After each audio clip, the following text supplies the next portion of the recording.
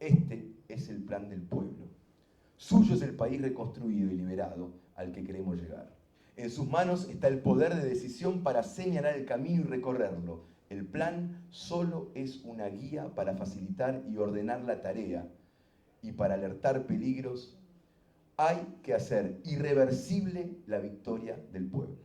Tal es el propósito del plan para la reconstrucción y la liberación nacional. ¿Y quién mejor para hablar de planes que el arquitecto don Julio De Vido?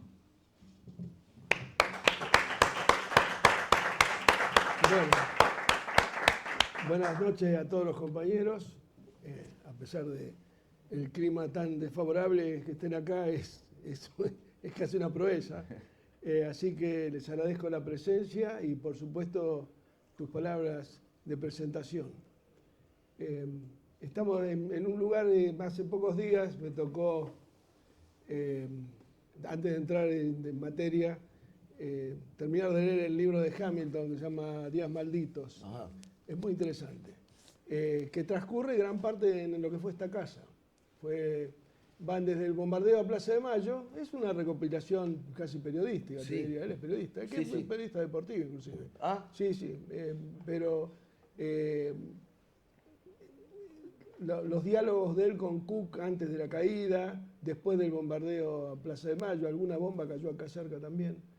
Y bueno, tiene. Acá es claro. De la Biblioteca Nacional. Exactamente. Ahí estaba la residencia. Antes estaba la residencia.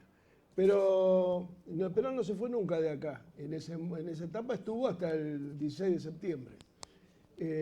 Bueno, los diálogos con Cook, que después se profundizaron en una numerosa correspondencia en donde hablaba Perón con criterio y sabiduría de la tercera posición. Cook estaba más volcado a lo que es el marxismo-leninismo, como que él entendía que de alguna manera era el camino correcto hacia la liberación.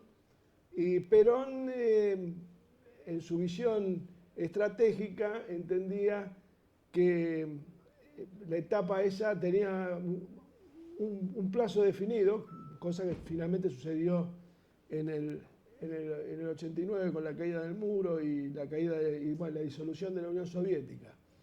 Creo que el legado del marxismo-leninismo, evidentemente, desde el punto de vista ideológico, ha enriquecido a la humanidad, pero nosotros teníamos una doctrina propia y creo que es una deuda con el peronismo de nuestros intelectuales, digamos, un desafío más que una deuda. Pues la deuda normalmente después cuesta pagarla, pero es un desafío a futuro encontrar ese equilibrio entre la justicia social, la soberanía política y la independencia económica y el sistema capitalista que nos rodea y nos circunda. Podemos tener un poco la visión de algunos compañeros que hoy se alinean en lo que es el peronismo republicano, que hablan del capitalismo como la meta final del ser humano y de la historia, y el justicialismo, que entiende cómo debe ser la interacción entre el capitalismo y los trabajadores. Nosotros, nuestra tarea histórica es la representación de los trabajadores argentinos a partir de la defensa de sus derechos desde un gobierno que lleva adelante un proceso de justicia social que hoy está claramente cuestionada por el neoliberalismo gobernante en la Argentina. Claramente ya hablan que es una desgracia. Antiguamente había una posición, te diría hipócrita, pensaban lo mismo pero decían otra cosa. O sea, pensaban que era aberrante, como expresó Milei, pero decían que también ellos tenían como meta alcanzar la justicia social. Creo que desde el punto de vista ideológico, la definición de la tercera posición es una asignatura pendiente, como decía anteriormente, y creo también que esta etapa se va a superar, como planteaba Perón ahí, con el armado de un Frente de Liberación Nacional, que obviamente en el caso nuestro, somos peronistas, estamos en la casa de Perón acá, debe hacerse con la conducción del justicialismo, y para eso hay que reordenar institucionalmente al partido, que si bien cuando había conducciones consolidadas como la de Perón o la de Kirchner, el partido pasaba a ser una herramienta táctica. Les diría que hoy, en la etapa crítica en que estamos, la reorganización del partido y su democratización debería ser un objetivo cuasi estratégico. Perón dice en Conducción Política, que es un poco el prolegómeno de lo que definías vos de la realización y la explotación de la realización, que la política es una serie de situaciones. Es un constante devenir de situaciones que obviamente deben ser analizadas por el conjunto, bajo una conducción, pero analizadas por el conjunto en el marco de una conducción, y que hay que observar para conocer, conocer para apreciar, apreciar para distinguir, distinguir para resolver, y resolver para ejecutar, que es ahí vendría después los 4 puntos que planteabas vos. Bueno, lo que plantea Perón, que el arte del que conduce es la ejecución. En la ejecución está la soledad del poder, la soledad del conductor frente a un hecho que está resuelto pero no está ejecutado. Y bueno, creo que para eso hoy necesitamos reorganizar el partido para que pueda conducir el armado de un Frente de Liberación Nacional que nos lleve a la reconstrucción de la patria. Que creo que claramente el día después que finalice esta etapa neoliberal, que siempre tienen un principio y un fin, va a ser inmensamente mucho más desfavorable que la realidad que encontró Perón aquí en el 73, que nosotros en aquel momento la describíamos como catastrófica, decadente, y lo eran de alguna manera, con bueno, la masacre de Trelew y una serie de situaciones que hoy no están, pero que de alguna manera no dejan de ser muchísimo más preocupantes. De última, la NUCE en términos económicos tenía acuerdo con la burguesía nacional, que después continuó Perón, pero en el marco de un marco programático del Frente Cívico de Liberación Nacional, que fue lo primero que hizo Perón en términos políticos. Primero bajó el avión cuando vino el 17 de noviembre del 72 y después fue a Caspar Campos, pero la primera reunión a los muy pocos días de estar acá fue en la confitería Nino en Vicente López, donde se armó el Frente Cívico de Liberación Nacional con todos los partidos populares o todos los partidos que estaban claramente contra la dictadura, y elaboraron un marco programático que centralmente se planteaba frente a la dictadura. Nosotros tendríamos que hacer un marco programático que se plantee frente al neoliberalismo en esta etapa ya salvaje que estamos viviendo hoy, con las fuerzas populares que podamos convocar, no como se armó Unión por la Patria, ni el Frente para la Victoria, ni Unidad Ciudadana, sino como armó Perón aquel frente que permitió llevar a la rotunda victoria del 11 de marzo del 73. Con todas las contradicciones que había, pero pudimos lograr una victoria y pudimos fundamentalmente lograr que el general Perón volviera a la patria. Creo que el Frente de Liberación Nacional es fundamental, para eso es fundamental democratizar el partido, y eso algunos dicen que debería ser en noviembre. Yo veo que cada vez los tiempos se van acortando más, que hay elecciones el año próximo, y si el partido no está democratizado y la conformación de las listas a diputados y senadores del justicialismo el año que viene no surgen de elecciones internas, no de las PASO, elecciones internas que deberían hacerse antes de las PASO para así ir con lista única en las PASO, si es que existieran, porque hay muchos sectores, inclusive opositores al peronismo, o que están en la vereda de enfrente, que hoy son oficialismo, que estarían de acuerdo en sacarlas. Yo creo que fue un error trágico. Desde que tenemos las PASO, lo único que hemos hecho es perder elecciones. De 8 elecciones perdimos 7. Sí. Entonces, claramente no es el mejor camino. Y mucho menos el enemigo, finalmente, que votó en contra de las PASO en el Congreso, es el que más se beneficia, porque él disputa su interna en las PASO y nosotros vamos con candidatos únicos, pero no son fruto de la decisión del voto popular. Mira, yo estoy viviendo en Zárate, lo que es la segunda sección electoral, y bueno, nosotros presentamos en estas listas armadas casi por unanimidad, una lista donde, bueno, Bernie era candidato a senador por la segunda sección electoral, después de haber perdido 4 elecciones consecutivas a intendente en Zárate. O sea, lo ponen después de haber perdido 4 elecciones, porque fue designado a dedo ahí. Bueno, la mujer era candidata a intendente y la hermana candidata a concejal. Perdieron los 3. Bueno, la hermana quedó porque entró, pero no es un cuestionamiento a él en particular, sino a la forma y a lo que pasó en mi distrito. ¿Quién ganó? Un aliado de Ritondo, que además es radical, con lo cual estamos en el peor de los mundos.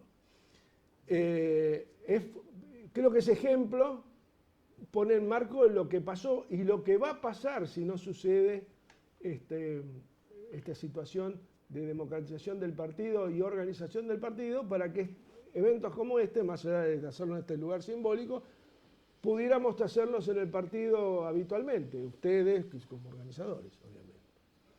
Bien. ¿Por qué Perón convoca un plan trienal?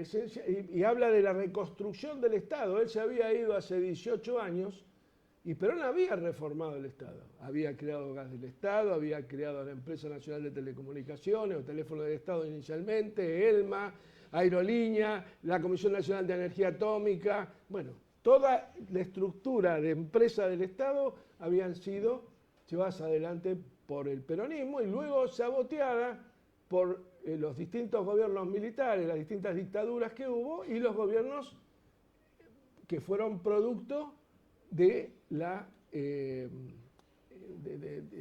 del fraude, producto de la proscripción del peronismo. No tenemos que olvidar que la Constitución que rigió hasta 1994 fue producto de una convención que fue trucha, donde la elección la ganó los votos blancos del peronismo.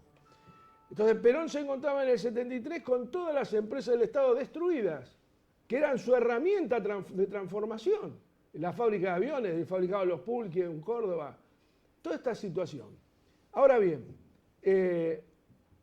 si bien la Constitución del 49 propugnaba, nosotros tenemos que entender que la herramienta máxima de planificación tiene que ser la propia Constitución. La Constitución del 49 tiene 2 artículos centrales. En los derechos del trabajador, el artículo 38 y el primer artículo, inciso A creo que están los derechos del trabajador. Entonces, en los derechos del trabajador plantea como primer artículo que los salarios deben ser justos. Pero ¿qué es lo que dice inicialmente?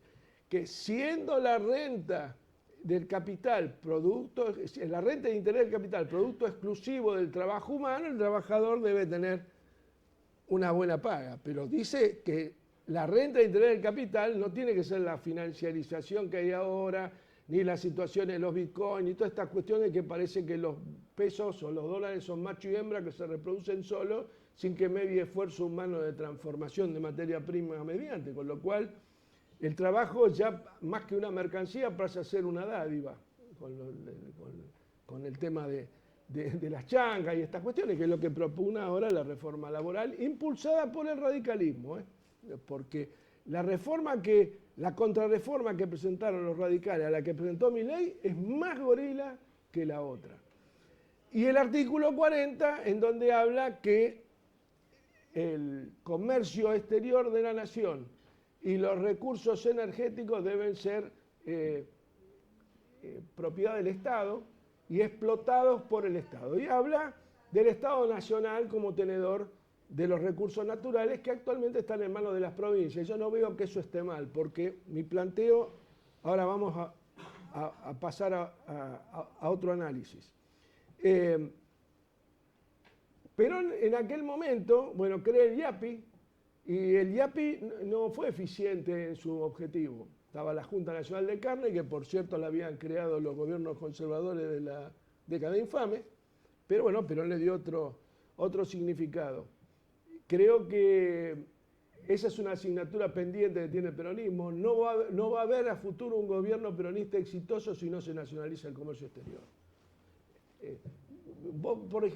Hay ciertos sectores del progresismo que plantean que lo que hay que sacarles a las provincias la tenencia de los recursos naturales que les son propios como estados federales. En la Argentina, como tal, la Confederación Argentina, que es el origen embrionario y básico de la patria, nació de la mano de los caudillos federales, a partir de las distintas crisis del sistema liberal que implantaron los gobiernos posteriores a la primera junta, fundamentalmente a la presidencia de Rivadavia, el empréstito de Baring Brothers y demás. Bueno, en 1820 hubo una primera rebelión, ataron los caballos en el palenque que había en la pirámide de Mayo, y si Rosa no les contaba los 20.000 cabezas de ganado que pidieron, arrasaban Buenos Aires. Que no sé si hubiera estado tan mal. Pero bueno, le consiguió las vacas. Luego viene la presidencia de Rivadavia, como bien digo, ganan en Brasil la guerra contra Brasil y entregan el acta de paz. Entregan lo que habían ganado en términos militares. A partir de ahí viene la asunción de Dorrego, que duró nada, lo fusilaron y bueno, Rosas de alguna manera asume la suma del poder público y empieza a madurar la idea de la Confederación Argentina. Se dieron muchas discusiones, hubo también después de aquella toma de la Plaza de Mayo por los caudillos federales y el primer Tratado de Pilar, hubo la parada y el frente.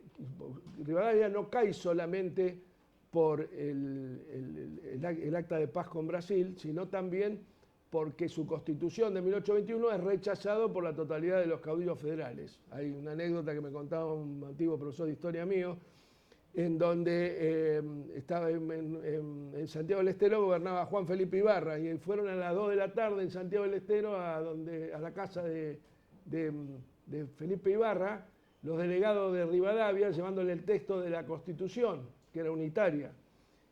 Fueron de levita y de frac en Santiago del Estero con 45 grados de calor. Y el otro lo atendió en un camán, una silla que tenía así nomás, un banco rodeado de gallinas y los perros ahí, y le dijo que tenía 24 horas para irse de Santiago del Estero si no lo mandaba a ahorcar o a degollar. Bueno, eso fue. La totalidad de los caudillos federales se negaron a la firma Quiroga, Igual y demás. Esa fue la primera base de debilitamiento de Rivadavia y de esa constitución que de alguna manera fue madre de la del 53, la del 63 y la del 57. Porque en una constitución, las otras tres decían que éramos federales, pero de federal estaba solamente el título, no había federalismo. ¿Por qué han fracasado los gobiernos populares, por lo menos en su estabilidad y permanencia en el tiempo, más allá de algunos problemas de política interna? Esencialmente por la falta de un poder federal.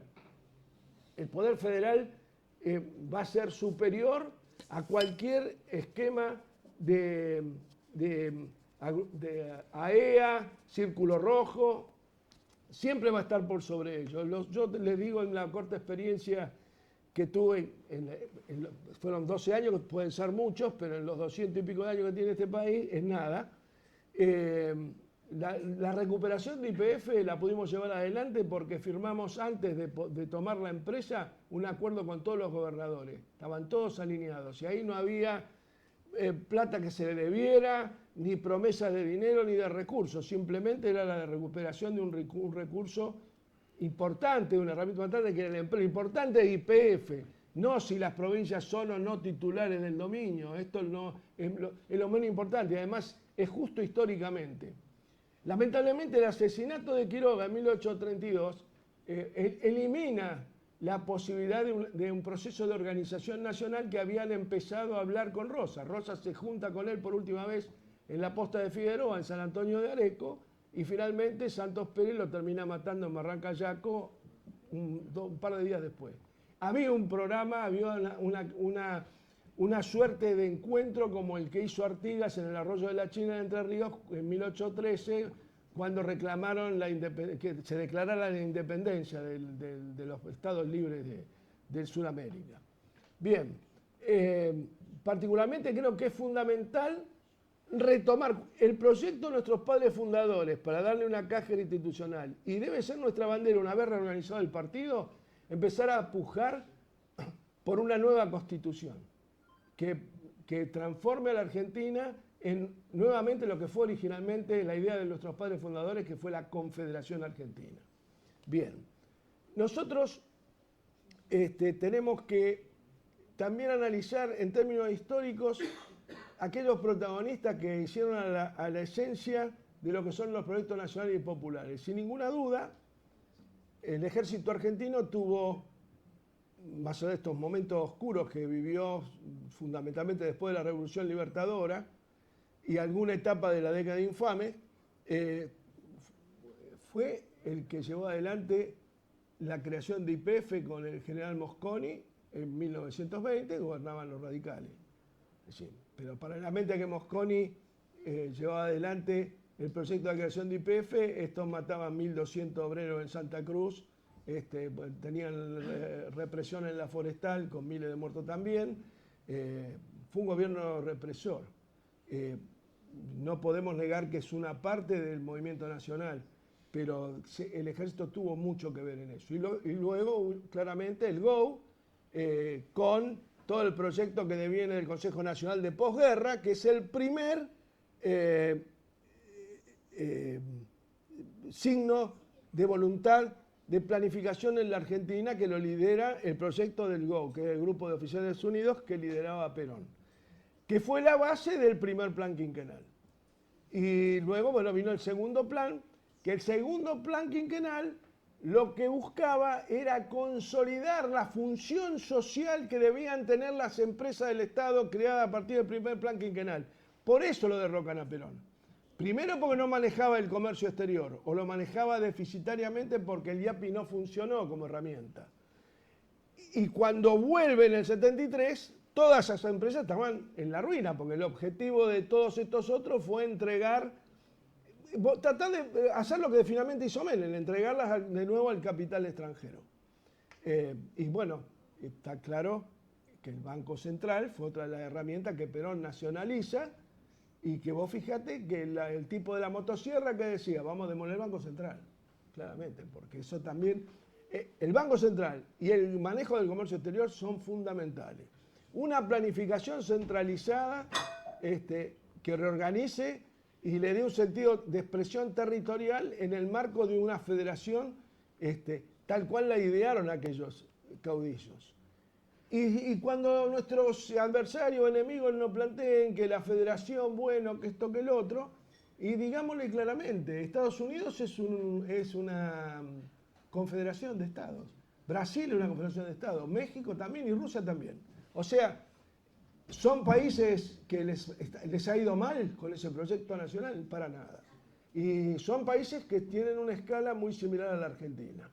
Ese es el camino. Nosotros tenemos que avanzar en una actualización, como decía el compañero, política y doctrinaria de la Constitución del 49, rescatando los valores básicos, los derechos de los trabajadores, de los ancianos, de los niños, que estén en la Constitución, y fundamentalmente donde estén las pautas básicas que nos indiquen cuál es el camino a seguir que deberían tener cualquier proyecto planificador que sea hijo del plan quinquenal número 1, del 2, del Plan Nacional de Posguerra, que el Plan Nacional de Posguerra lo que nos enseña es cómo la Argentina debía llevar adelante una política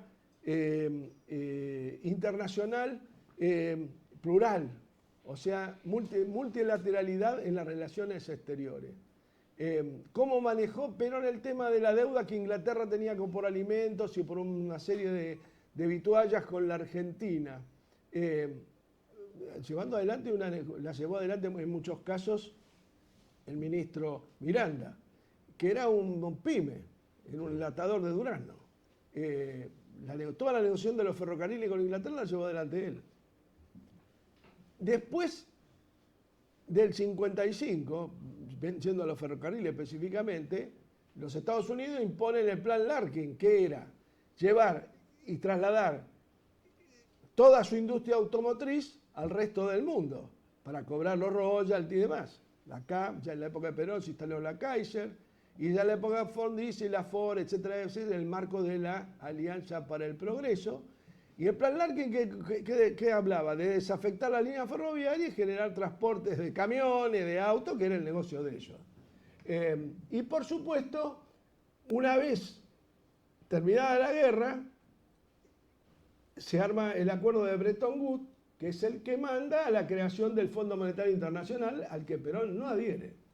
No solamente nacionaliza el Banco Central, sino que no adhiere a Bretton Woods. Y no tomó deuda externa Perón durante sus 2 primeros periodos de gobierno.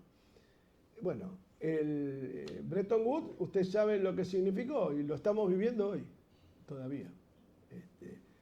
Es fundamental mantener la independencia económica.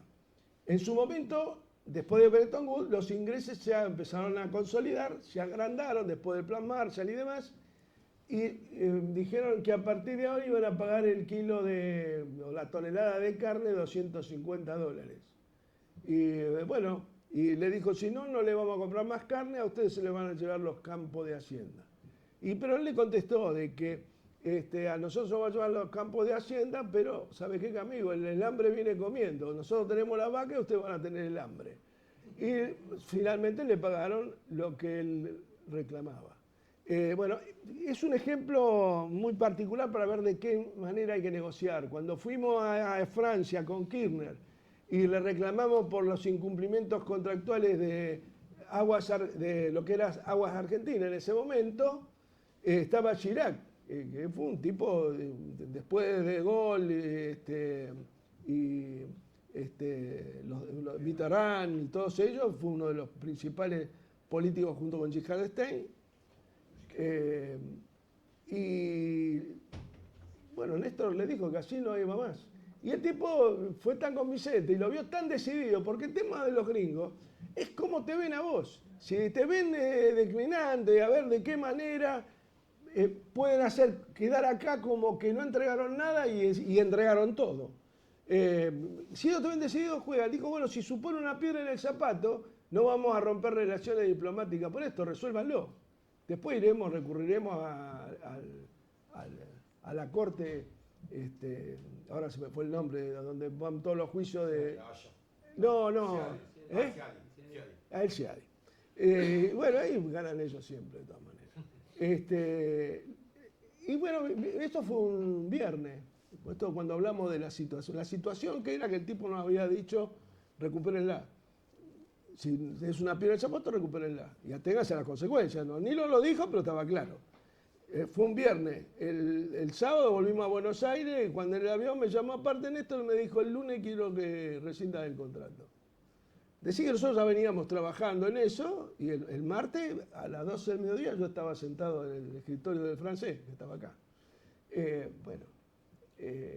Estas son las cosas que hay que ir viendo. Y hay que planificar, pero teniendo en claro que hay pocas cosas nuevas por escribir. Como dice el amigo, él hablaba de filósofos de hace 2000 años que escribieron cosas que todavía están vigentes, pero no los menciona todo el tiempo. Creo que es época de debatir.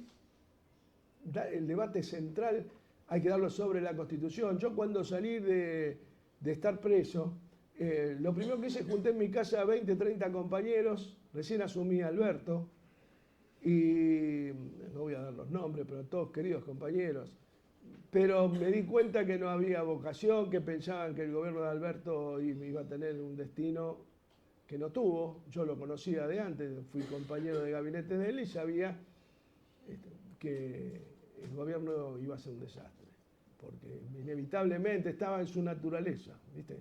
Como la fábula del escorpión y la rana. Vos ayudás al escorpión y en algún momento te pica. Bueno, más allá de todas estas circunstancias de conventillo que hubo estos días, yo políticamente lo critiqué. En el momento que vi que fracasó lo que yo quería hacer, Pero creo que si no encaramos por ahí, no hay ningún plan que podamos hacer si no damos un debate y vamos por todo. Ir por todo es ir por una reforma constitucional que actualice la Constitución del 49, que le dé y que incorpore la federalización real de la Argentina. Volver y no tener miedo como hacen los yanquis. Los yanquis van y meten una bomba en Irak y dice esto porque lo escribieron los padres fundadores en la Constitución. Y vos lees la Constitución y más o menos pega la cosa. Bueno, claro, viste, los tipos en nombre de la libertad matan a todo el mundo y queda la libertad. Bueno, y de hecho todos estos estúpidos que dicen viva la libertad carajo, todo esto, por la revolución libertadora, son los mejores ejemplos del colonialismo impuesto por el imperialismo. Luego Perón también hace, por eso digo, no podemos pensar a futuro en ningún otro plan quinquenal, trienal, bianual o de 10 años si no cambiamos la regla del juego. Si no, más vale no dar la batalla. A Belgrano en el triunvirato no le dejó izar la bandera y jurarla en Rosario. Entonces el tipo agarró un soldado y le dijo, bueno, entiérrela. Y cuando tengamos una nueva batalla, aunque perdamos, que sea una buena batalla, aunque no sea una victoria. Es decir, si no, hay cosas que no valen ni siquiera la pena empezar a conversar porque van a ser fracasos sucesivos, como este proyecto socialdemócrata, y desterrarnos de la cabeza que alianzas electorales que no conduzca el movimiento nacional, o sea, el peronismo, no participemos si no las conducimos nosotros.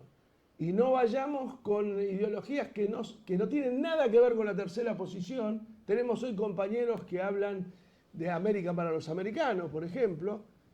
Perón decía, nosotros tenemos que llevar adelante un proceso de tercera posición. Y de hecho, bueno, lo habíamos construido con Chávez, con Correa, con Lula, bueno, y con otros compañeros del continente. Estaba el ALBA, que si bien no estaba Argentina ahí, pero estaba incorporado. ¿Y dónde fracasó el UNASUR? El primer fracaso fue que no pudimos organizar porque Chávez se enfermó, porque Néstor, lamentablemente, que lo que creo que fue su único gran error histórico, no fue a la reelección, porque el poder, cuando vos lo tenés acumulado, no lo podés rifar, aunque sea la persona que vos más querés, tenés que... el poder es un tren que pasa una sola vez. Si vos lo tenés construido, vos esperás que dé la vuelta, cuando vos volvés ya lo tenés más el 75%. De hecho, Néstor se fue con el 75% el 10 de diciembre del 2007 y el 12 de marzo del 2008 tenía menos del 30%. Producto de decisiones arbitrarias o equivocadas o situaciones. Estas son las cuestiones también que hay que entender. Que hay que construir poder territorial y la única forma de consolidar el poder territorial es en el marco de una constitución que sea efectivamente federal y que tenga el espíritu de nuestra constitución del 49, que fue derogada por un bando militar. Entonces, sin constitución del 49 no había segundo plan quinquenal. El segundo plan quinquenal iba mucho más adelante. Ya hablaba de la participación de los obreros en las ganancias de las empresas, hablaba de directorios obreros en las empresas del Estado, con participación del Estado y también con empresarios privados, pero en un marco de sinergia y de un proceso de ida y vuelta equitativo, y que el Estado asegurara la equidad del poder, el poder que tiene el empresario y el que tiene el laburante. Bueno, esto es fundamental. Entonces yo creo que es imprescindible avanzar en una reforma constitucional, institucionalizar el partido y fundamentalmente conformar un frente de liberación nacional conducido por el peronismo con un programa de liberación nacional que tenga como su primer punto una nueva constitución.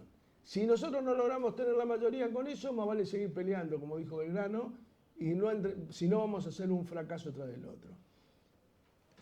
Argentina está en el hemisferio occidental, está claro, pero nosotros, asociados al BRIC, vamos a tener un peso en el hemisferio occidental que lo tenemos. ¿Por qué te crees que fue la única medida de fondo que tomó Milei no adherir después lo demás es tonta payasada? A ver, el RIG y todo eso no es una payasada, pero muchachos, convengamos que en el estado actual de la economía, con la situación social por venir y con los conflictos que se van inevitablemente a dar producto de esta situación de miseria y de pobreza, miseria digo por la indigencia y pobreza por la pobreza, evidentemente nadie va a venir a poner un mango. Salvo las mineras y las petroleras en el caso de que el precio del gas tenga otros números, porque con el precio que tiene internacional el gas hoy, nadie va a enterrar 30.000 millones de dólares ni en Río Negro ni en Bahía Blanca. Hoy por hoy es, como dice un amigo, una inmensa nube de pedos eso. A 8 dólares el gas, el millón de BTU en Rotterdam, no dan los números. Además de Estados Unidos tiene yacimientos que son 10 veces Vaca Muerta y está en condiciones de abastecer a toda Europa de gas. Y cuando se arregle Ucrania con Rusia, que en algún momento va a terminar, el gas va a venir de Rusia, que lo tiene el yacimiento convencional y se lo va a dar a 4 dólares y no a 8. O sea que ese es un tema que está discutible. Y van a venir a sacar litio con la ley minera que hay y las ventajas del RIGI. Sacarán litio, ocuparán poquísima gente. Yo fui testigo de la evolución del yacimiento de cobre bajo la lumbrera en Catamarca. No dejó nada, hoy es un pozo. Nada. En la provincia se la llevaron todos los gringos. En la provincia quedaron recursos fiscales que se gastaron en bolsones de comida y en estas cuestiones. Algún ranchito habrán hecho por ahí y nada más. No hay una transformación estructural de Catamarca. Bueno, para eso, a ver, ¿por qué el peronismo sacó el 44% de los votos? Imaginemos que saquemos todos los votos del Gran Buenos Aires, o los AMBA como le dicen ahora, a ver cuántos votos, si hubiéramos sacado el 39% en la general y el 44%, hubiéramos sacado 10 puntos menos. Bueno, ¿por qué? Porque los intendentes han construido poder territorial. A ver, la mano derecha de Insaurralde, con todo el costo político que tuvo, él con esa foto y demás, ganó en Loma. Ahora, también vamos observando que dirigentes nuevos, cuando hay recambio generacional, el caso de Achával en Pilar, el caso de Nardini en Malvinas Argentina, vos ves que en las elecciones sacan más del 55% de los votos. Massa sacó el 55% en Malvinas. Bien. ¿Por qué? Porque hay poder territorial construido. Ahora, los que vienen de antes tienen mucho desgaste, producto de la muerte de Kirchner, que es una caída en términos de poder político que teníamos nosotros, se fumó con él, porque el poder era de él. El poder, mira, una vez estábamos reunidos en 3 de febrero con el negro Curto y una serie de compañeros. Y entonces el negro estaba hablando del tema del poder. Y le dice, ¿sabés qué pasa? Como dijo el Lobo, Bandor, que era el jefe de ellos, el único poder que se acumula es el poder personal. Y se consolida con el territorial. O sea, si vos construiste poder personal, siempre has construido poder territorial, si no, no lo tenés. Ahora, los que vienen ya de 5, 6, 7 intendencias, esos procesos desgastan. Y eso es un tema que hay que ir viéndolo. Hay que, bueno, si hubiera una conducción del partido, hubiera un Kirchner trabajando en el tema, no tengamos la plena seguridad que esos procesos se irían dando naturalmente y sin debilitamiento político. ¿Qué va a pasar? Que si las listas del año que viene están hechas a dedo y no participan los que todavía tienen poder territorial junto con sus compañeros de distrito en la elección, vamos a perder todavía más piso en ese sector que en nuestro bastión. Otra época nuestro bastión, decían en un momento cuando yo era chico, Rosario decían que era la capital del peronismo, y hoy ganan los socialistas. O Tucumán. Bueno, Jaldo, digamos, deja bastante que desear. De hecho, ha hecho acuerdos con este hombre. ¿Por qué hacen acuerdos? Por la necesidad que tienen de recursos. Si el recurso fuera de ellos y de ellos derivara para acá, No tengan duda que el peronismo tendría otro rol, otra. Hay que hacer una coparticipación invertida. Los recursos fiscales que se generan en las provincias, obviamente, en cada provincia debe haber tiene que estar en el acta acuerdo de la propia Constitución, un acta federal. Cada provincia tiene que deducir los gastos que hay que poner un porcentaje de los gastos obtenidos, de los cobros de impuestos obtenidos, qué porcentaje le queda a la provincia y cuál a la nación. ¿Para qué nación? Para que pague la administración central y fundamentalmente redistribuya fondos de equidad a través de obra, de ejecución de obra pública.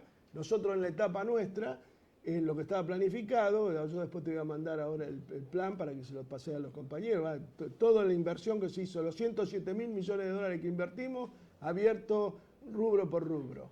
Bueno, esto lo van a tener en el corto plazo, mañana, pero el 46% de la inversión pública se ejecutó a través de las administraciones provinciales, es decir, en el Consejo Federal de Obras Públicas se venía a la provincia y decía esta obra.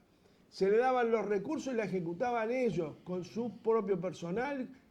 Normalmente buscábamos, sobre todo después de la devaluación del 2014, que se hicieran con empresas de la provincia y, si fuera posible, con cooperativas, aquellas obras que eran más pequeñas, y si no había cooperativa, que lo hicieran por administración, pero no que hicieran obras con empresas de una provincia o personal de otra, para que quedara todo concentrado ahí. Es fundamental entonces la comparticipación invertida para que Nación reciba no lo que le sobra a las provincias, lo que nacionalmente y federalmente se resuelva. Si no, resulta que hay 3 millones de kilómetros cuadrados que están gobernados por 250 kilómetros. El puerto. Y bueno, ni que hablar de la Constitución del 94, la creación de esta poli griega, de la que no solamente ganan elecciones ellos, acá para gobernar la ciudad, sino que además nos ponen los presidentes, sino de la Rúa, Milei, todos esos tipos surgen de acá. Si bien Milei ya es otro fenómeno que se empezó a generar por los errores nuestros cometidos durante el tema de la 125, donde se concentró un enorme poder de vocación antiperonista en los sectores de la burguesía nacional, o sea, sin la burguesía nacional y sin la construcción y consolidación de la mejor forma de consolidar una burguesía nacional es la coparticipación invertida, que la provincia recaude y mande a Nación lo que le corresponde, pero que no esté dependiendo que se la pise Milei La Plata o Macri o el que fuere.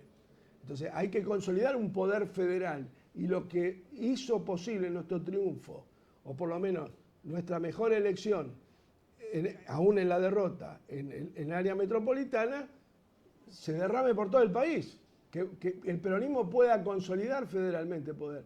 Si no, está claro que vamos a terminar siempre haciendo acuerdos con la socialdemocracia, con los que creemos que son aliados circunstanciales, los Santoro de la vida, y no pasa por ahí, no es por ahí. No es por ahí, ellos son radicales. De hecho, a Perón no lo acompañaron en el Frente Justicialista de Liberación. Ellos fueron por su parte después. El Frejuli lo que logró es llamar a elecciones y tuvimos que armar el Frente Justicialista, donde se abrió por un lado Balbín y por otro lado Allende, la Alianza Popular Revolucionaria Allende y el radicalismo Balbín, y eso debilitó de entrada al poder popular en relación a lo que era la camarilla del ejército, que era nada más que una camarilla.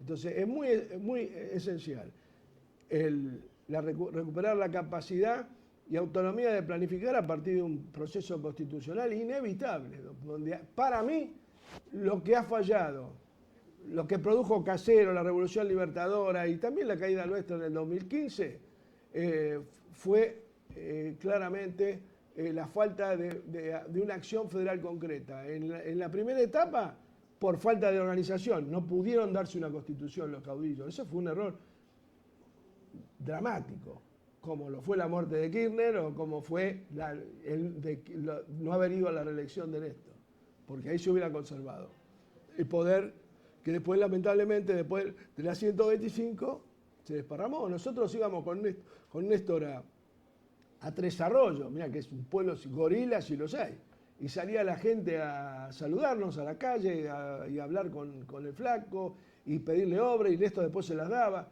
Impresionante. Eso después de la 125 se murió. ¿Quién era el ministro de Economía? Lustó. Con el enemigo, ni justicia, decía el general. No sirven para eso. Y hay que entender claramente que la línea histórica de la Argentina, nacional y popular, la marcó la primera junta, con aquellos liberales que no eran entreguistas y tenían vocación soberana, como Moreno, Castelli y demás. Y a partir de ahí, Dorrego, Rosas y los caudillos federales. Cada provincia tenía el suyo. En todas las provincias estaban. Estaba Felipe Varela en Catamarca, Ibarra en Santiago, Bustos en Córdoba, Estanislao López, Pancho Ramírez, y bueno, ¿qué hacían los del porteño? Lo enfrentaban a Pancho Ramírez con Estanislao López. Y ahí te lo asesinaban a Quiroga, claramente. Ese es el poder fundamentalmente del imperio inglés. Así que creo que por ahí pasa mi postura, no sé si... y quiero reconocer el tema de la Universidad de San Martín. La verdad, no tengo un proceso por eso, creo que estoy procesado. Sí, sí, lo estás. Pero bueno, con el pobre Ruta. Así Sí, por una obra de teatro, hicimos una cosa de eso. Pero bueno, no importa. Es un blasón más. Ahí arrancamos, fíjate vos, los terrenos donde estaban ellos eran ferroviarios, pero el ferrocarril se los había cedido a la Fraternidad, que atrás de ustedes tiene un club.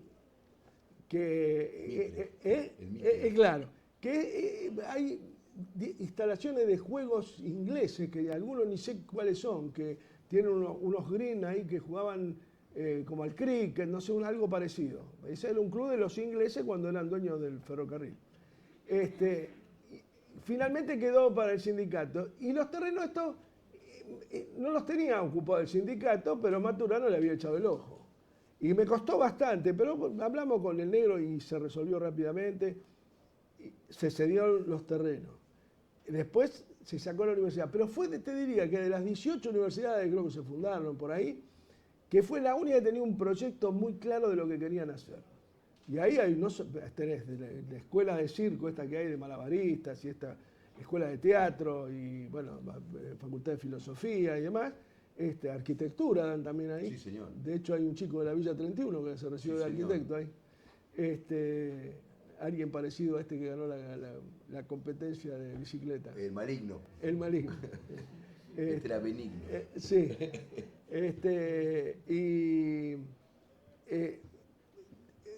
Hay laboratorios de genética, pero lo tenían todo pensado y había una fuerte participación. Daba gusto, y yo fui muchas veces, daba gusto ir y encontrarse con la comunidad universitaria, con el claustro, digamos, ¿no? Con los alumnos, con los profesores, con los directivos. La verdad, fue un proyecto muy interesante y creo que inclusive está vivo y vigente, a pesar de los gobiernos que desinvirtieron, producto de esa voluntad creativa, sin la cual, muchachos, no es posible ni observar, ni distinguir, ni conocer. Y por supuesto, si no observamos, distinguimos y conocemos, vamos a resolver mal y ejecutar peor. Y después la vida es una toma de riesgo, ¿no? Perón, como en todas estas cosas. Perón en conducción política dice que la vida es como un trayecto en un cable carril, que solo tenés seguridad en el momento en que estás en la estación, pero después vas siempre en el aire. Y dice, bueno, la conducción política está hecho para los que luchan, y la vida política es para los que luchan. Y termina diciendo el viejo, también se puede vivir sin luchar. Bueno, no es la etapa. Bueno, gracias. ¿Hace la preguntita? ¿Sí? Bueno, muchísimas gracias, Julio, qué emoción. Vamos a hacer unas preguntas, aquellos que tengan, quiero destacar la presencia del dueño de casa, que seguramente alguna cosita va a tener para decir, Leo Duba, siempre el Centauro profundamente agradecido, hermano, de que nos acobijes con tanto cariño, tanta militancia. Veo miembros de mi familia allá en el fondo, Liliana Masure, compañera, bueno, Laura, John. Hola, Liliana, no te veo. Julio, un placer. Y bueno, mi hijo León, para quien todo es lo que hago es de él. Bueno, preguntas. Muy bien. Yo te dejo este a vos. Dale. Porque es chiquito y se escucha. Pasamos. Sí. Julio, vos hablabas recién acá. Dale. Vos hablabas recién de la institucionalización del justicialismo y PJ como condición sine qua non para poder empezar a volver. Para construir un piso. Para construir un piso.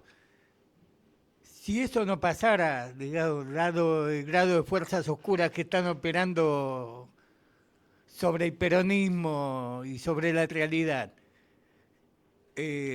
viste que siempre hubo una discusión muy fuerte entre el peronismo y pejotismo. ¿Qué posibilidad hay? Hay mucho run en la gente, los compañeros, sobre todo los militantes, castigados, gastados, que dicen que el PJ corre el riesgo de convertirse en un PRI. Bien. ¿Me entendés lo Sí. que estoy diciendo? Digamos. Y en ese marco, vos lo dijiste recién, si no se dan las condiciones de institucionalización, hay que seguir luchando afuera, adentro, no sé cómo, pero ¿cómo ves eso vos? No, la lucha tiene que darse para lograr institucionalizar, claramente. El objetivo debería ser ese, por lo menos el mío. Creo que nos vienen llevando en un proceso de dilación, pensando que el año que viene se arman las listas a dedo, van a ganar. Y el año que viene se arma la lista a dedo, vamos a volver a perder peor, muy mal, si no hay una estructura armada. Ahora bien, el PRI tiene una historia diferente. Gobernó 40 y pico de años en México. Y, a ver, si me preguntás a mí me parece que AMLO, yo venía hablando con un compañero, AMLO hizo un gobierno extraordinario, López Obrador. Me pareció que manejó excelentemente bien la relación con el vecino del norte que tiene, que es el increíble Hulk. Ordenó políticamente México, y si vos me preguntás, es la política de la Revolución Mexicana. Digamos más. Lo que es Morena. Pero es como si fuera el PRI. Es decir, en definitiva. Es decir, ¿qué quiero decir? Yo no abomino del PRI ni quiero hacer un PRI. O sea, el PRI también es Salinas de Gortari, me vas a decir vos. Decía, no pasa por ahí.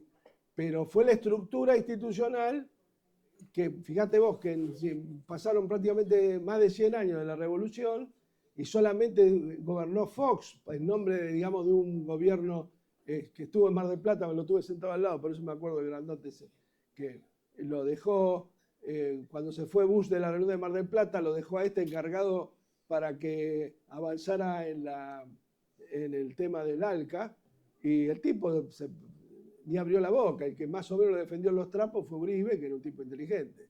Más es un tremendo hijo de puta, pero inteligente.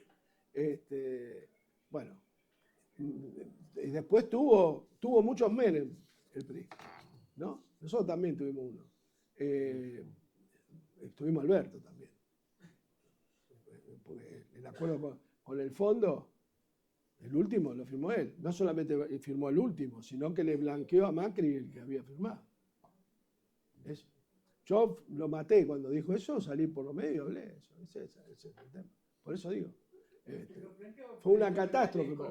Pero por eso es el tema de pensar que si nosotros avanzamos en la construcción, sin construir un frente de liberación, con un partido organizado, conduciendo el frente, porque fíjate que el PJ se armó la Unión por la Patria y desapareció. Se unió todo, ¿cómo se llama? El Frente de Todos, el PJ desapareció. Fíjate vos la anomia en que estamos, y te digo más, me parece que hasta hace un buen papel el compañero que está de presidente del bloque del diputado, Martínez, me parece razonable lo que es, pero le falta el poder, el respaldo de la referencia de él es Rossi, que acá perdió 72 elecciones en Santa Fe. Entonces, estamos en problemas, ¿viste? No, por eso hay que organizar un partido con dirigentes electos por todos nosotros, y es con padrones nuevos, además, hay que hacer padrones nuevos, por eso yo creo que estamos muy demorados. Pero es inevitable, en algún momento se va a hacer. Pero creo que hay un proceso para que te aparezcan los Nardini, los Achava. La Achava ni lo conozco, pero ganó muy bien la elección en Pilar y demás. Pero que aparezcan nuevos dirigentes que vengan de refresco y que impulsen eso. Porque si no se van a perder en todas las intendencias por falta de vocación de construcción de poder territorial. Hola, ¿cómo estás? Bueno, antes que nada, un orgullo tenerte. Nosotros venimos desde el Centauro siempre tratando de sentar la tercera posición, ¿no? De tratar de buscar eso que faltaba. Hoy se nos ha, viste, esta exacerbación del mercado. También se veía antes como empezaba a haber una exacerbación del Estado bobo. Entonces, esto de volver a reconstruir las organizaciones libres del pueblo también nos vuelve, y nosotros como Centauro también nos hacemos cargo de eso. De las conclusiones que venimos sacando, me queda una frase que es justamente la que te quiero trasladar y hacerte la pregunta sobre eso, que es, la Argentina la hizo grande el peronismo, pero el peronismo lo hizo imbatible la metodología de construcción política que tuvo. La planificación y la discusión, esto que vos hablabas del plan trienal, pero a nosotros nos gustaba la forma en que se construyeron los planes quinquenales, que eran con las cartas que le llegaban al general y que esas cartas eran traducidas por los cuadros técnicos para transformarlo en proyecto de ley. ¿Dónde vos ves la participación popular metida en la construcción de poder y en la construcción además de gobierno, de gestión? Mirá, Kirchner tenía la misma metodología, tal vez un poco a los peronistas, era medio anárquico, pero el tipo hablaba, Néstor, bueno, está alineado, no te deja mentir, Néstor te convocaba, te preguntaba, vos este teléfono de qué color lo haría, y vos decías amarillo, y a lo mejor le iba a alinear y le preguntaba qué color haría y decía rojo. Y al otro le preguntaba, bueno, en definitiva, cuando vos veías que yo lo hacía anaranjado, porque trataba de contener a todo el mundo y fundamentalmente a las organizaciones del pueblo libre. Nosotros en Santa Cruz tiene 14 localidades, nada más. En la provincia, después de Buenos Aires, más extensa del país, tiene solamente 14 pueblos, localidades, ciudades. 2 o 3 ciudades grandes y después 9 pueblos. Hicimos 14 hospitales. Usted decía, yo era ministro de Obras Públicas, decía, bueno, quiero hacer el hospital de Río Gallego. Entonces yo agarraba, ¿qué hacía? Llamaba a los médicos del hospital y decía, bueno, vamos a hacer un programa de necesidades. Y los médicos me hacían un programa de necesidades. Yo se lo llevaba a Kirchner. ¿Qué hacía Kirchner? Lo llamaba a las viejas de la cooperadora. Y les preguntaba, y me lo cambiaba todo. Pero las mujeres sabían mejor que nadie cómo funcionaba el hospital del consultorio para afuera. No sé si soy claro. Sí. Bueno, ahora eso es una tarea que hace el conductor, el tipo que ejecuta. Por eso decíamos que la magia, el arte está en la ejecución, y eso es propio del conductor. Y el conductor va tomando hacedores, como fue el caso mío, o Liliana en el Inca, y de ahí somos como albañiles. El tipo que piensa y genera y proyecta en el tiempo la estrategia es él. Yo lo viví con Néstor. Lo de Perón, viste, que decía gobierno centralizado, ejecución descentralizada, organizaciones del pueblo libre. Bueno, eso podés escribir 500 hojas, pero eso se ejecuta. El peronismo, como dice la segunda verdad, es una ideología sencilla, fácil de entender, es popular. Cualquier grupo o élite es impopular, no es popular. Esto es lo que él me decía cuando yo me consultaba a los médicos, es una élite. Y por lo tanto dicen no es peronista. Y es cierto, las organizaciones del pueblo sí son peronistas. Ahí se construye el poder territorial. Así construyeron poder los intendentes del conurbano, con las críticas que muchas veces le hacíamos digamos, los que teníamos formación universitaria y entramos a ver en cuestión de la burocracia y la pelota frita, pero finalmente construyeron una maquinaria que hasta hoy nos permitió, ya a esta altura estamos perdiendo, pero por lo menos no pasamos papelones. Sí, sí. Yo digo, hagamos un ejercicio mental y restemos los votos del conurbano, de los intendentes peronistas, y veamos por cuánta diferencia hubiéramos perdido. Bueno. Perdón, me aprovecho.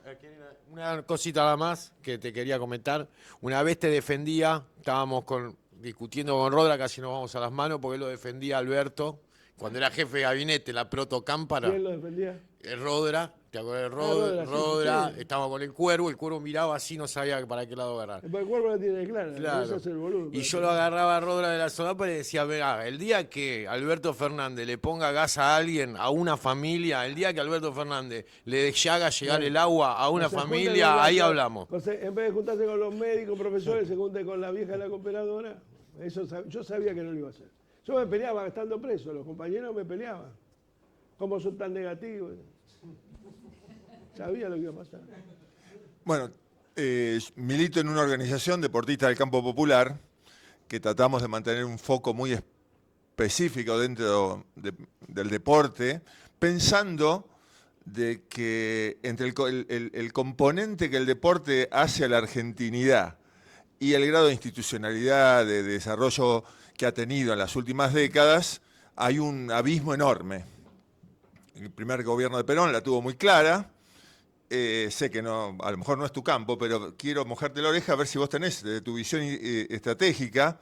Nosotros pensamos que el deporte tiene un rol fundamental en el desarrollo de la patria, que la urgencia de las cosas parece que lo tira para atrás y bueno, si hoy el hambre es un problema, comer con dignidad se hace en los clubes que tenemos, los 12.000 clubes que tenemos, esa red extraordinaria de organizaciones libres del pueblo que hoy quieren boicotear, que quieren hundir en un debate cultural, ¿no? Porque cuando rompan los clubes argentinos y nos metan las sociedades anónimas ahí, nos rompen el paradigma y es otra derrota que la vamos a sufrir gravemente. Pero bueno, me interesaba a ver si tenés alguna visión, algún comentario para dejarnos. Y mirá, yo creo que debo haber construido más de 1.500 gimnasios en esta etapa, en todos los pueblos, en pueblitos chiquitos, mirá. Recuerdo haber inaugurado uno en una localidad que se llama El Pingo, en Entre Ríos, eran 2.000 habitantes. Que de hecho soy compadre del intendente, porque nos hicimos muy amigos.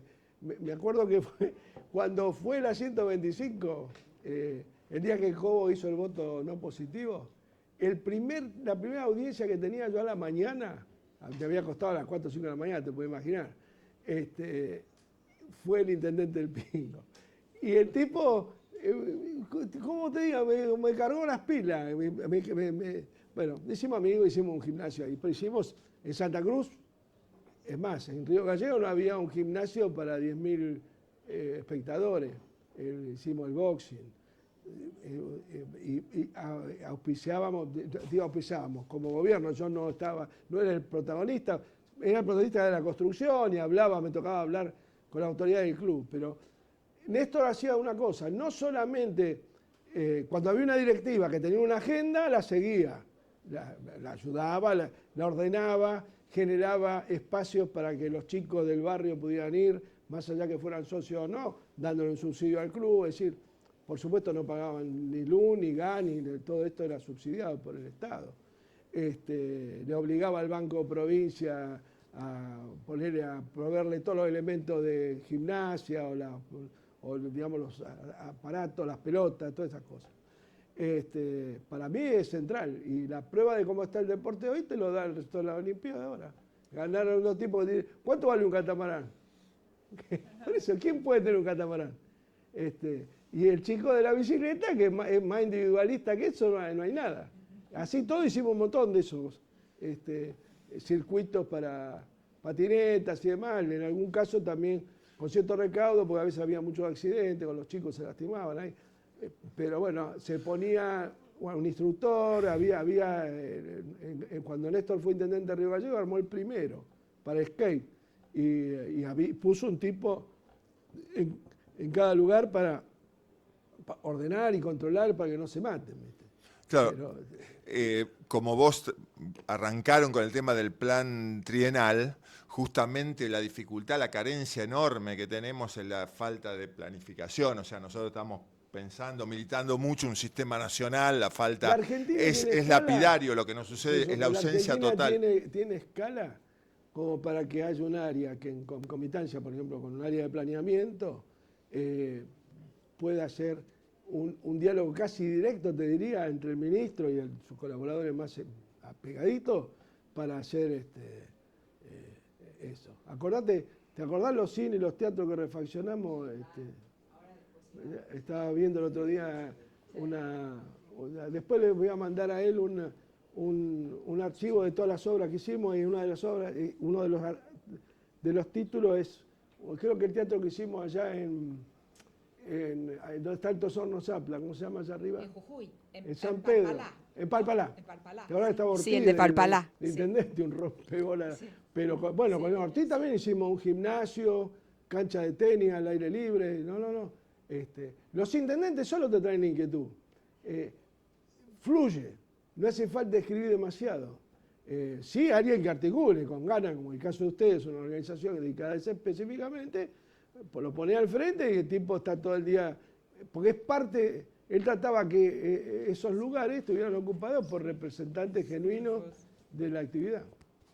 Pero hicimos muchísimo, dentro de lo que era mi área. Después se podían usar mejor o peor. Hubo buenos secretarios de deporte, estuvo Claudio, aparte de buen funcionario, una bellísima persona. Fue uno de los tipos, compañeros más entrañables que tuve ahí en la actividad. Pero bueno, poner un tipo como Claudio, a ver cómo funciona. Después hay otro que, ¿sabés qué hace? En muchos casos se dedican a pelearse, a querer corregirle la agenda a la directiva del club o a la cooperadora del hospital, y ahí es donde fracasás. El peronismo ahí fracasa, porque vos tenés que ir sumando base de concertación y de apoyo. Ahí hay muchos sectores de la denominada burguesía nacional que si no tienen un gancho por ahí no te votan al peronismo. Nosotros tenemos que ir con la nuestra a conquistar la voluntad política de la gente. No ir a buscar aliados del radicalismo, del socialismo democrático, eso no sirven para nada. Restan. Porque en los momentos, yo me acuerdo cuando fue el conflicto del campo, una vez fui a una reunión de sindicalistas y estaban los muchachos, ¿viste? Cuando estaban los cacerolazos, se pone difícil. Entonces dije, mire, este es un momento y no es para tibio, acá el que no suma, resta. Esto es así.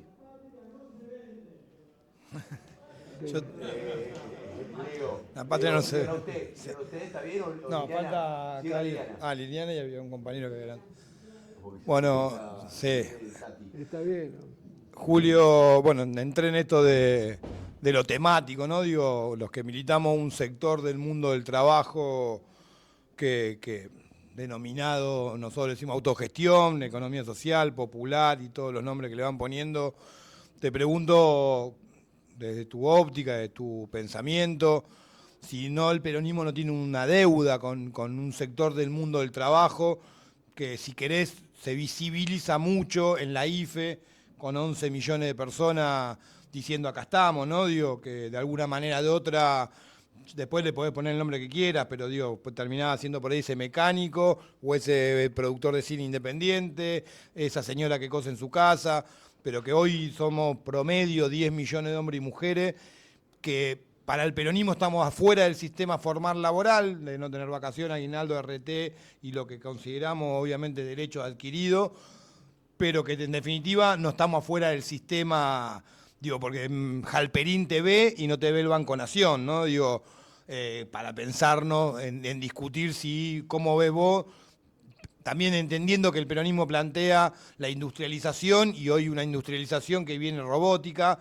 o con inteligencia artificial y que descarta mano de obra, ¿no? Entonces, digo, cómo ubicar todos esos millones de puestos de trabajo, cómo visibilizarlo, cómo generarle derechos o verlo como un nuevo sujeto político en la Argentina, para después de ahí volver a construir que el herrero del barrio sea un gran metalúrgico y discute con la UON, si querés, el convenio colectivo, pero mientras tanto nos gana la derecha con los discursos de él, me levanto temprano, es mi esfuerzo, es mi mérito, y creo que el peronismo no lo ve. No sé cómo ves vos. Digo, lamentablemente te tengo que decir que todas las veces que lo pregunto me dicen, no, nosotros vamos por el empleo formal, pero todos los días tenés un Didi, un Uber, un Rappi, un Lobo, y no lo vemos, y creo que la derecha sí lo ve, la derecha lo contiene, y el peronismo lo sigue descartando, desde el movimiento sindical organizado hasta, si querés, los movimientos sociales, entendiendo que nosotros siempre vamos a decir más bares, menos comedores, como consigna del peronismo. Y por lo último, cerrar, agradecerte, sé que este lugar lo hiciste vos y que vengas hoy, para mí era un saldo que tenía, así que te agradezco que estés. Pero... No, un gusto estar acá. Primero, y agradecerles la invitación. Mirá, más que deuda, lo que el mundo del trabajo tiene que tener un espacio concreto en la conducción del partido, claramente. Néstor, cuando llegó estaba todo roto, obviamente estaba la famosa ley Banelco, que junto con Moyano, que había sido el que lo denunció, la dimos de baja, pero después había contacto permanente en principio con Víctor, con De Genaro, que después Víctor con su idea de hacer el PT, ¿viste? Sí, no, no, una vuelta, debo decirte que, bueno, Néstor le dijo uno me acuerdo, se empezó a hacer el estadista y el flaco dice, mirá, si querés salir conmigo, primero enamorame. Le dijo, claro, así no, dame un besito primero.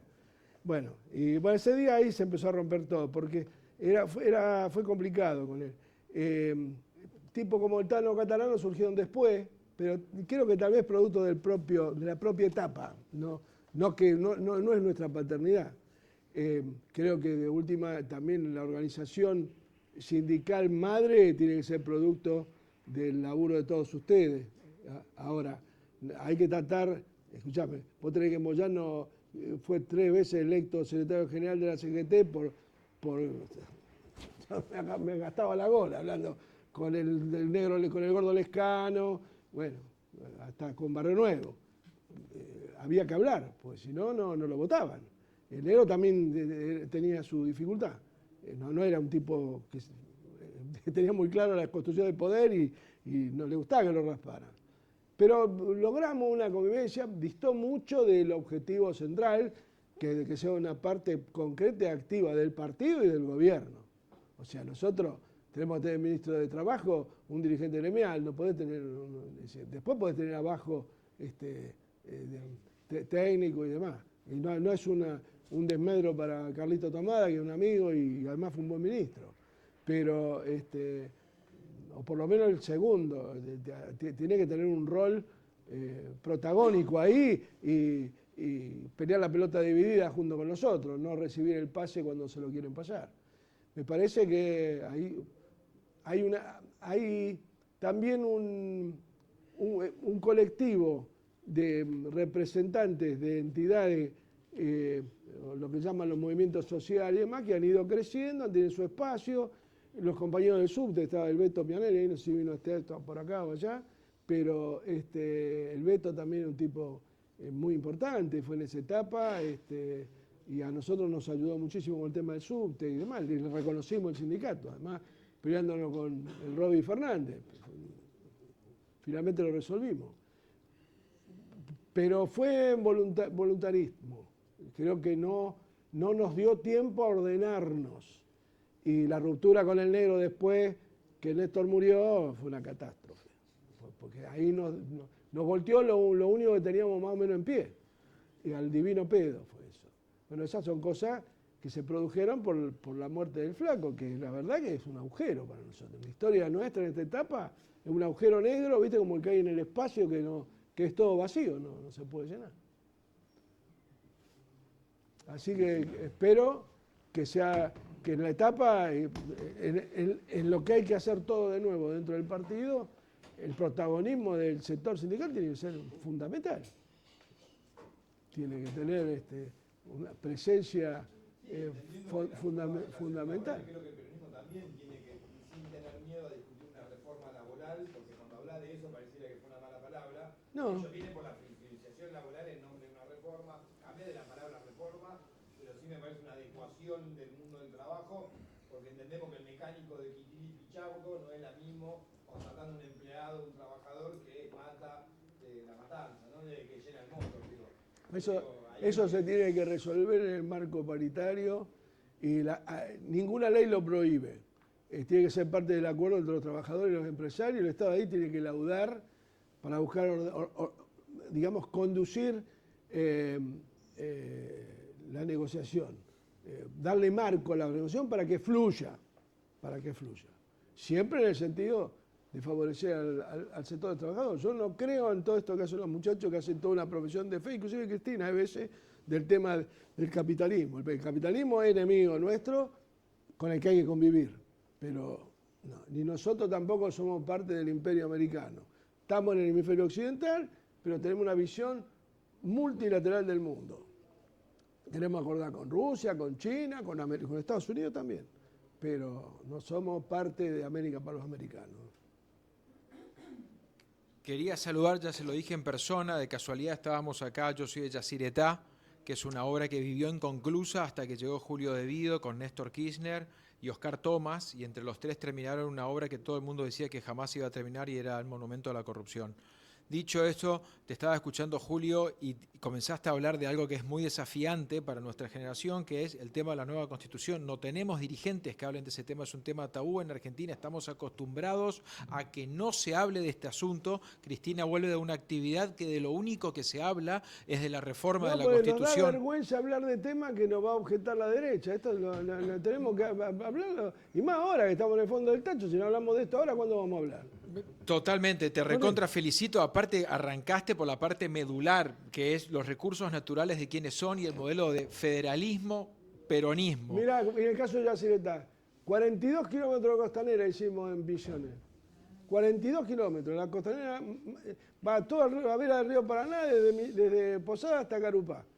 Y ahora van a seguir, creo que más al norte. Bueno, pero voy a ese punto entonces, porque ya no sabía, acumulo muchas cosas de todo lo que vas exponiendo. Corpus Christi, el segundo Yacyretá, no se arranca porque el compañero, cuasi compañero o no compañero, Carlos Rovira, promovió una ley que se llama de soberanía eléctrica provincial misionera. Sí, pero eso, ¿sabes qué pasa? Con Carlito nosotros hemos hablado mil cosas.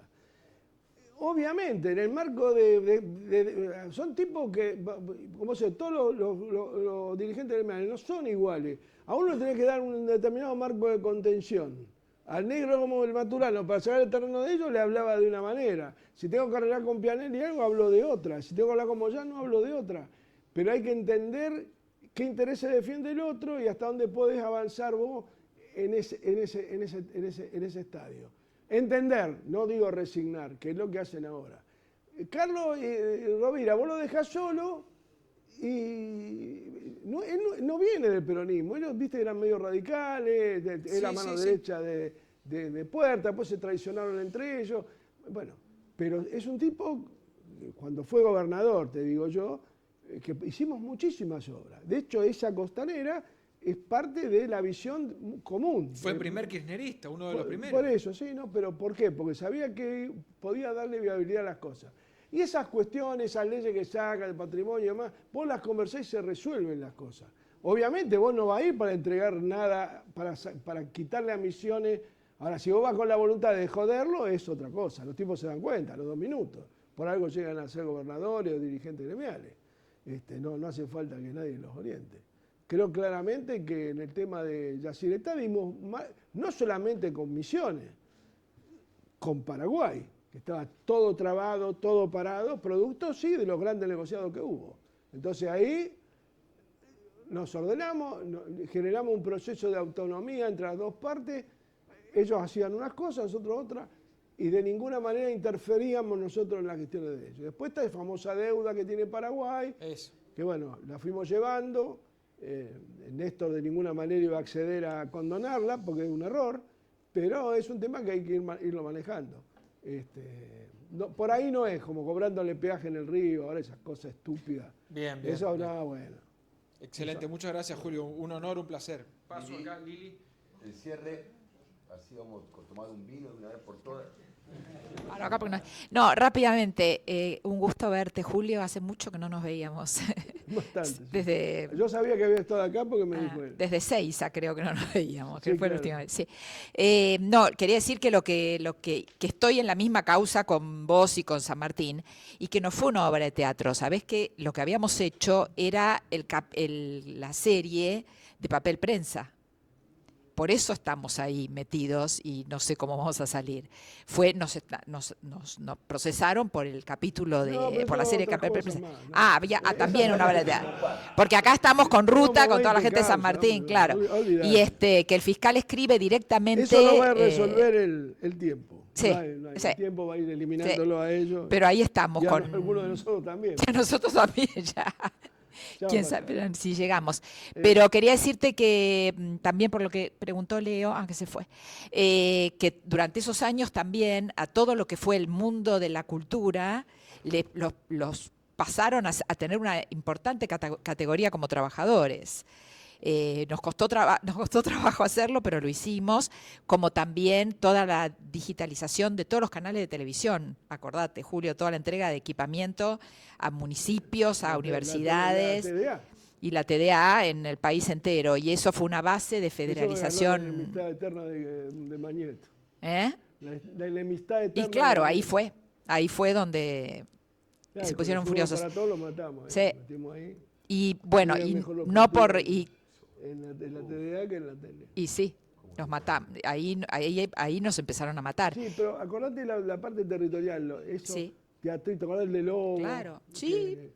Lobo Y tiene fueron un- 64 tiene un pequeño salas teatro en- que es una maqueta, ¿eh? La Sociedad Italiana. Claro. Menemismo había hecho, en una de las plateas, de los palcos, habían hecho, entre dos palcos y demás, lo habían dado unos tipos que alquilaban un pedazo, un sauna. Es increíble. El Teatro del Lobo es una maqueta en miniatura de la Scala de Milán. Tiene inclusive un tanque australiano abajo del escenario, ¿viste? Para hacer la cuestión acústica del sonido y demás. Sí. Es perfecto. ¿No? Vos estabas el día que inauguramos. Sí, claro, sí, ¿Te acordás? estábamos. Y Que yo pasamos cagué la a otra pedo a vez los un... italianos sí, porque estaban sí. jodiendo con la estatua de Colón. Sí, Le digo, sí, parece sí, mentira sí. que Era la van a época, poner sí. una estatua de mierda. Yo soy de primera generación de italiano y soy ministro. Digo, ¿de qué carajo quieren? Sí. Claro. Sí, me acuerdo perfectamente. Sí, sí. Bueno, no, eso quería agregar, que el trabajo que se hizo territorial fue impresionante. Y fue de ahí que partió después todo el tema de la Ley de Servicios de Comunicación Audiovisual y todo el tema de la digitalización, porque cuando nosotros Claro. cuando yo asumí era todo analógico. Y bueno, yo cuando así Y me se- tenía un StarTAC, el sapito. Y nos fuimos con los... Claro, Por lo alto. claro.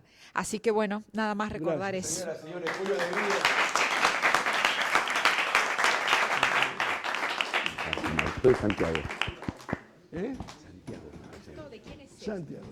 El centauro te iba a decir. Sí, mejor. Me gusta más. Estamos en No, una que vos me mesita. pusiste negro ahí cuando en el Sí, teléfono. eso ¿Vos sí, sabés? sí, sí, sí, negro. Tenemos una mesita, ¿eh? ¿Comemos algo? Sí, una empanadita la comemos. No te preocupes. Gracias a vos, compañero. Pensamos.